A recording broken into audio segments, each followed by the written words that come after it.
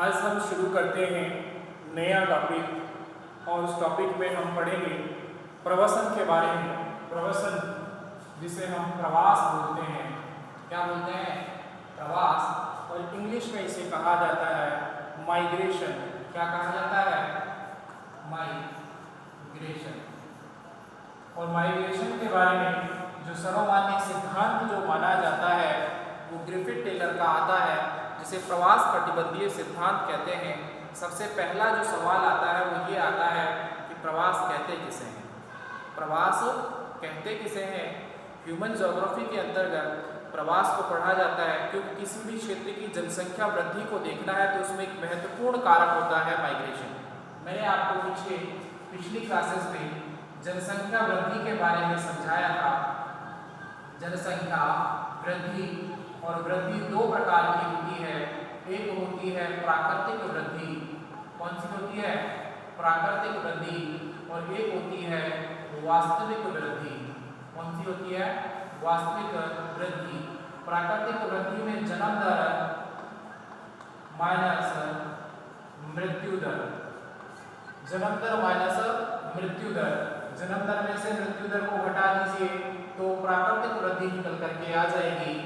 वास्तविक वृद्धि की बात करें तो जन्म दर में से मृत्यु दर को घटा दीजिए और प्लस और माइनस कर दीजिए किसको? प्रवास को। किसको? प्रवास को। तो किसी क्षेत्र की वास्तविक वृद्धि निकल करके आती है कि यानी कि उस क्षेत्र में कितनी जनसंख्या वास्तव में है उस समय। तो उसके लिए जन्म लेने वालों की संख्या में से मरने वालों की संख्या को घटा दीजिए और कितने लोग आए उस क्षेत्र में और कितने लोग चले गए उस क्षेत्र से, इसको घटा करके आप रखिए तो आपको समझ में आएगा कि कितनी जनसंख्या क्या है, कितनी जनसंख्या उस जनसंख्या क्षेत्र की है। तो हम बात कर रहे थे कि वास्तविक वृद्धि क्या होती है। तो जन्म दर में से मृत्यु दर को घटा दीजिए और प्रवास आने वाले और जाने वाले, उत्प्रवासी और अप्रवासी। उत्प्रवास जाने की क्रिया, अप्रवास आने की क्रिया। उत्प्रवासी जाने वाला व्यक्ति, अप्रवासी आने वाला व्यक्ति, इन दोनों को प्लस माइनस करेंगे तो उस क्षेत्र की वास्तविक जनसंख्या निकल करके आएगी। तो किसी भी क्षेत्र में प्रवास के मुख्य कारण क्या होते हैं, किन कारणों से या किन कारकों से प्रवास होता है, तो इसमें दो प्रमुख कारक पढ़े जाते हैं। तो दो प्रमुख कारकों में सबसे पहले हम पढ़ेंगे प्रतिकर्ष कारक और दूसरा पढ़ेंगे अपकर्ष कारक। प्रतिकर्ष कारक और अपकर्ष कारक। प्रतिकर्ष कारक कौन से होते हैं और अपकर्ष कारक कौन से होते हैं, ये आप सामान्यतः इस दोनों शब्दों को देख करके ही समझ सकते हैं। प्रतिकर्ष कारक जो जाने के लिए मजबूर कर देते हैं, किसी व्यक्ति को उस क्षेत्र से छोड़कर जाने के लिए मजबूर कर देते हैं, तो वो कारक कहलाते हैं आपके प्रतिकर्ष कारक। क्या कहलाते हैं? प्रतिकर्ष कारक। जैसे किसी क्षेत्र में रोजगार की कमी है, ठीक है, रोजगार की कमी है, असुरक्षा है, ठीक है, विवाह भी एक कारण होता है, राजनीतिक कारण भी होते हैं आदि। रोजगार की कमी के लिए जब लोगों के पास किसी क्षेत्र में रोजगार नहीं रहता है, मूलभूत सुविधाओं की पूर्ति नहीं होती है, तो लोग उस क्षेत्र को छोड़ करके दूसरे क्षेत्र की ओर प्रवास कर जाते हैं। असुरक्षा, जब किसी क्षेत्र में आप अपने आप को सुरक्षित महसूस नहीं कर रहे हो तो स्वतः ही जनसंख्या उस क्षेत्र को छोड़ करके दूसरे क्षेत्र की ओर प्रवास कर जाती है। तो ये भी प्रतिकर्ष कारक है। तीसरा विवाह। विवाह के दौरान खासकर जो है लड़कियां एक क्षेत्र को छोड़कर दूसरे क्षेत्र में प्रवास कर जाती हैं, ये मुख्य कारण है और बड़ी मात्रा में प्रवास होता है इसमें, ठीक है। विवाह के बाद राजनीतिक कारण भी आते हैं। राजनीतिक कारणों की बात करें तो 1947 भारत पाक विभाजन, आज 14 अगस्त है। क्या है आज? आज 14 अगस्त है और आप सभी को पता है आज के दिन ही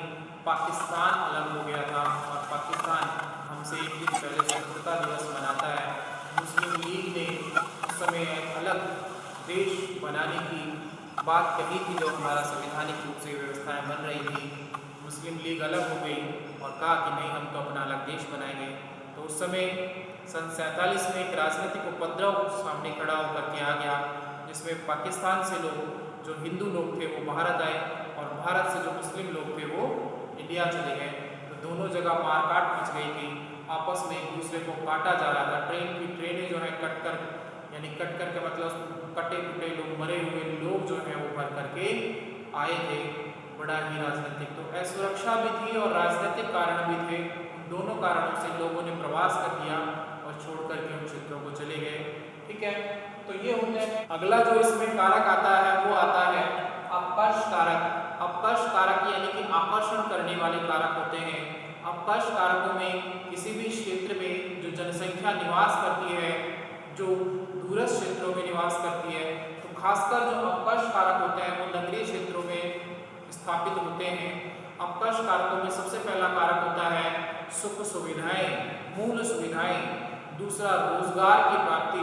आप सभी देखते हैं लोग अपने घरों या गांवों को छोड़ करके मुंबई, दिल्ली, चेन्नई, बड़े बड़े नगरों, महानगरों की ओर प्रवास कर जाते हैं, क्योंकि उन्हें वहां रोजगार मिलता है। ठीक है, रोजगार के कारण।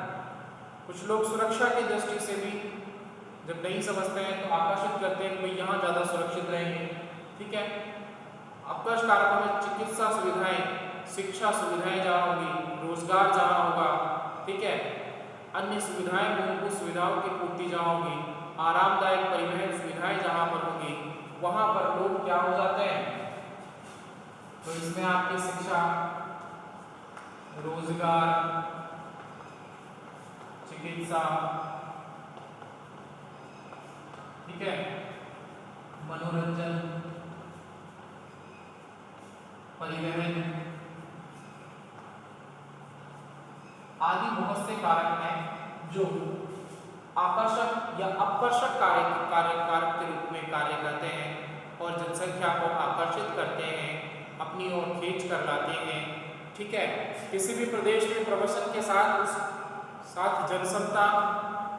जनक्षमता और मरणशीलता जनसंख्या के विकास तथा संरचना को निश्चित करने वाले आधारभूत तत्व हैं। यानी कि जन्म दर और मृत्यु दर किसी भी क्षेत्र की जनसंख्या को निर्धारित और प्रवास जो है किसी भी क्षेत्र की जनसंख्या को परिभाषित करने वाले या बताने वाले, ठीक है, कारक हैं। मुख्य रूप से आप देखें, प्राचीन इतिहास उठा करके देखेंगे, 20,000 वर्ष पूर्व भी प्राचीन इतिहासों में आपको ये माइग्रेशन जो है, प्रवास जो है वो देखने को मिलेगा। पीछे हमने मानव प्रजातियों के बारे में पढ़ा और मानव प्रजातियां जब उनकी सुविधाएं पूरी नहीं हो रही थी, जब उन्हें खाद्यान्न वस्तुएं नहीं मिल रही थी, तो वो खाद्यान्न के लिए एक स्थान को छोड़ करके दूसरे स्थान की ओर चले गए, प्रवास कर गए। ये प्राचीन समय में भी होता था और आज भी होता है। प्रवसन के कारण बता रहे थे, कारक कह लो या कारण कह लो। तो पहला कारण इसमें हम पढ़ रहे थे, मैंने अपकर्ष और आप दो मुख्य कारण आपको बता दिए, इसमें बहुत सारे कारण हैं। ठीक है, तो इसमें पहला आता है प्रौद्योगिकी। अब इसमें अलग तरीके से देखें तो प्रभावित करने वाला जो कारक होता है वो होता है प्रौद्योगिकी। प्रौद्योगिकी का मतलब आप जानते हैं तकनीकी विकास। ठीक है, उद्योग जहाँ होंगे, लोगों को रोजगार चाहिए, अपना पेट पालने के लिए रोजगार चाहिए, आय कमानी है, तो और प्रौद्योगिकी जहाँ विकास हो चुका होता है, वहाँ तकनीकी विकास हो चुका होता है, वहाँ रोजगार के अवसर उपलब्ध होते हैं। इसलिए लोग उन क्षेत्रों को छोड़ करके इन प्रौद्योगिकी विकसित वाले क्षेत्रों में चले जाते हैं। ठीक है, कम विकसित क्षेत्रों से लोग इन विकसित क्षेत्रों की ओर प्रवास कर जाते हैं। उस प्राचीन काल में भी देखें तो रोम जैसे क्षेत्र थे, विश्व जैसे क्षेत्र थे, डेवलप सभ्यताएं थी, तो लोग उधर की ओर, शहरों की ओर, नगरों की ओर प्रवास करते थे, वहाँ व्यापार के लिए जाते थे। ठीक है, आगे देखें 1789 में औद्योगिक क्रांति के पश्चात यूरोपीय जो लोग थे वो अमेरिकन ऑस्ट्रेलिया क्षेत्रों में 1779 में औद्योगिक क्रांति हुई, औद्योगिक क्रांति हुई। और आपने पढ़ा है कि अमेरिका जो महाद्वीप है उसकी खोज जो है लगभग 15वीं शताब्दी में हुई थी। कौन गया था, वास्को डी गामा या कोलंबस? कोलंबस गया था, अमेरिका की खोज कर ली। उसके बाद यूरोपियन जो लोग हैं उन्होंने सोच लिया कि अभी हमारे संसाधन समाप्त ना दूसरे क्षेत्र में जाकर, और वो लोग उत्तरी अमेरिका या अमेरिकी क्षेत्र में कहाँ पर जाकर बस गए? अमेरिका में चला गया। वास्को डी गामा तो भाई भारत आया था, कोलंबस ही तो गया था। ठीक है, अमेरिका में लगभग 90% आबादी जो है वो 90% आबादी कहाँ की है? यूरोप की है। मैं पूर्व में भी आपको बता चुका हूँ। बाकी 10% आबादी जो है अन्य महाद्वीपों से आकर के इस महाद्वीप में निवास कर रही है।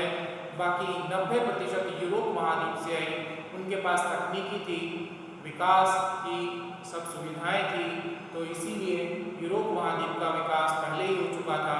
और जैसे ही ये लोग उत्तरी अमेरिकी जो और ऑस्ट्रेलिया में भी गए, यूरोप से लोग ऑस्ट्रेलिया की ओर भी प्रवास किया, कुछ लोग ऑस्ट्रेलिया भी गए,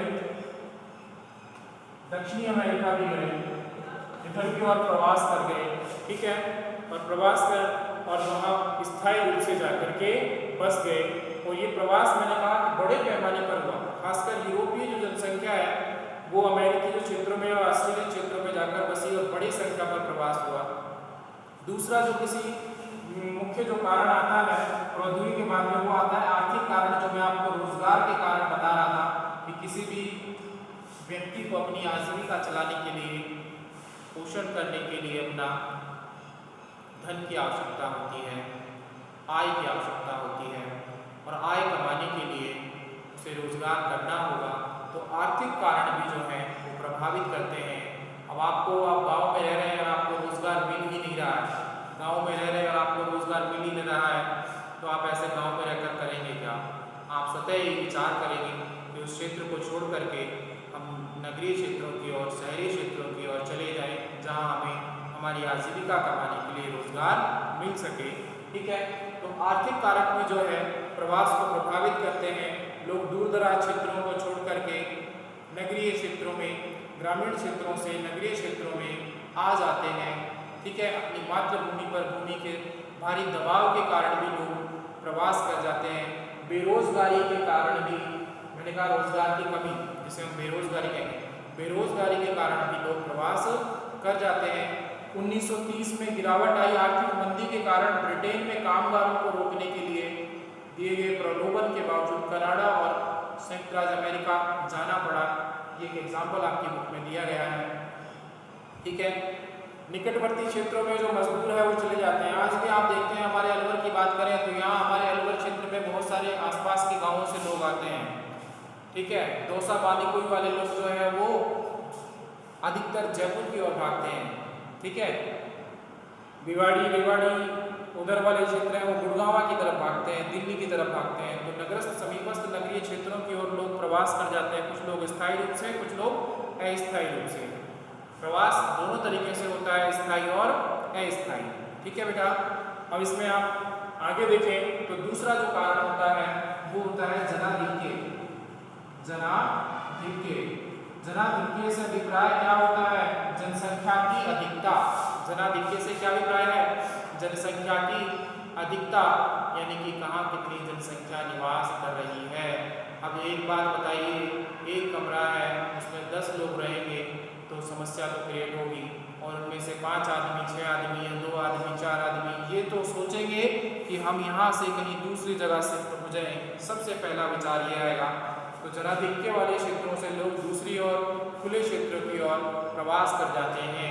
जैसे दिल्ली में कंजेस्टेड है तो लोग गुड़गांव का विकास हुआ, गुड़गांव धीरे धीरे कंजेस्टेड हुआ तो भिवाड़ी का विकास हो रहा है, और अब धीरे धीरे लोग किधर की ओर बढ़ रहे हैं?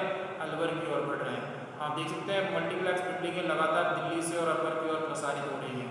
ठीक है, तो मानव इतिहास का जो संपूर्ण काल है उसमें आप देखेंगे कि किसी प्रदेश अथवा समुदाय में जनाधिक्य के कारण स्थानांतरण होता रहा है।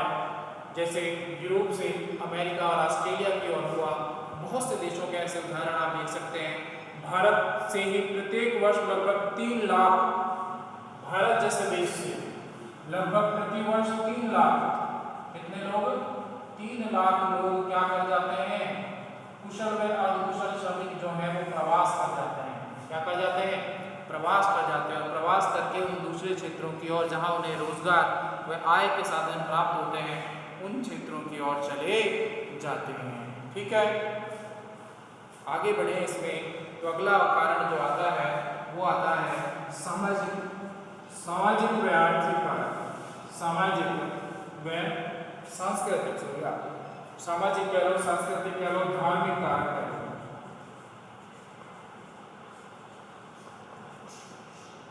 भारत पाकिस्तान विभाजन जो कारण था वो एक राजनीतिक और धार्मिक कारण था। इसमें दोनों ही बातें जुड़ी हुई थी, धार्मिक कारण भी था और राजनीतिक कारण भी था। भारत पाक का जो विभाजन था, ठीक है, कुछ राजनीतिक लोगों ने अपने प्रलोभन के लिए, अपनी आवश्यकताओं की पूर्ति के लिए, अपने आप का वर्चस्व बनाए रखने के लिए भारत पाक विभाजन को प्रोत्साहित किया और उसमें जो आधार रहा वह आधार था धार्मिक कारण। क्या था? धार्मिक कारण। धर्म, हिंदू और मुस्लिम। तो सामाजिक कारण भी होते हैं। अब देखें, सामाजिक सुविधाओं के बिना मुसलमान लोग हिंदू बहुल क्षेत्र से और हिंदू लोग मुसलमान बहुल क्षेत्रों से प्रवास करना पसंद करते हैं। ठीक है, खासकर जहां भी देखोगे आप हिंदू मुस्लिम, हिंदू मुस्लिम, हिंदू मुस्लिम। ठीक है, ये धार्मिक कारण है। साइकोलॉजी पुरातन समय से, जब से धार्मिक विडंबनाएं शुरू हुई, नहीं, सन 1857 से पहले 11वीं 12वीं शताब्दी में आप बात करें, जब ये मुगल लोग या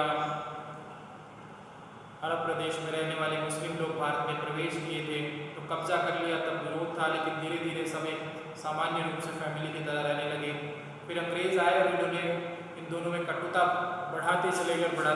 आज इतना बड़ा हो गया, भारत पाकिस्तान का विभाजन तक करवा दिया इन लोगों ने, अंग्रेजों ने, और आज तक वो जहर जो है वो घुला हुआ है।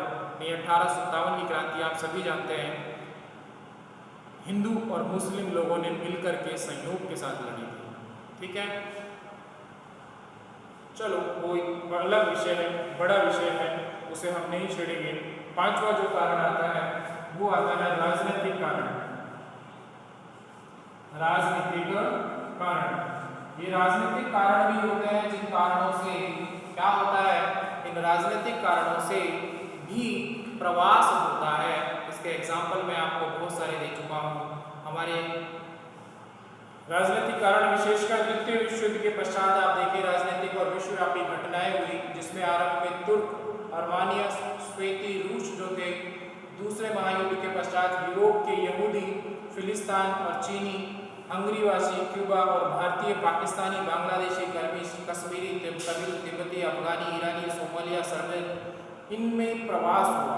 इन लोगों में क्या हुआ, बाध्य किया गया कुछ लोगों को छोड़ने के लिए, दूसरी जगह ले जाने के लिए। अंग्रेजों का जब उपनिवेश थे ये देश, तो अंग्रेज ही उन्हें एक स्थान से दूसरे स्थान पर ले गए, मजबूर किया कि तुम वहाँ जाओ, बंधक बना कर ले गए। दास व्यापार का उस समय, पहले 15वीं-16वीं शताब्दी में देखें तो लोगों को वहाँ ले गए। तो ये बड़ी समस्याएं हैं। ठीक है, ये एक राजनीतिक कारण उस समय कह सकते हैं। ठीक है, अफ्रीका जैसे देश, भारत पाकिस्तान के विभाजन के समय हिंदू और मुसलमानों की अदला बदली हुई, ये भी एक राजनीतिक कारण था। मानव इतिहास में आप पूरा पीछे इतिहास उठाकर देखेंगे तो निग्रो दास, जो अफ्रीका के जो लोग थे, उनका दास बना करके लोगों को क्या किया जाता था, ले जाया जाता था, बेच दिया जाता था। दास व्यापार, दासों की मंडी लगा करती थी, बोलियां लगा करती थी, बेचा जाया करता था व्यक्ति विशेष को। ठीक है, आज मानव तस्करी के रूप में जाना जाता है। मानव को पहचान नहीं कर सकते, आप किसी को बंधक नहीं बना सकते। बहुत सारे कानून हमारे संविधान ने हमें प्रदान कर दिए हैं। तो इस प्रकार हमने 5 कारण पढ़े हैं यहाँ। ठीक है, तो अफ्रीका महाद्वीप से जो आप देखें तो वेस्टर्न इंडियाज और अफ्रीका जो है, यहाँ से लोगों का प्रवास हुआ। ब्राज़ील जो क्षेत्र है उधर की ओर गए, पश्चिमी अफ्रीकी देश ले गए, अरब प्रदेश से भी ले गए। ठीक है, और ये ब्राज़ील, उत्तरी अमेरिका और दक्षिण अमेरिका, यूरोप की ओर प्रवास कराया गया। ठीक है, इन 5 कारणों के बाद छठा कारण जो आता है वो आता है जनांकीय कारण। कौन सा कारण आता है? जनांकीय कारण आता है। ठीक है, क्लास आपकी थोड़ी देर में बंद हो जाएगी। इन कारणों को हम आगे और कंटिन्यू करेंगे, कल करेंगे। ठीक है, आज के लिए इतना ही।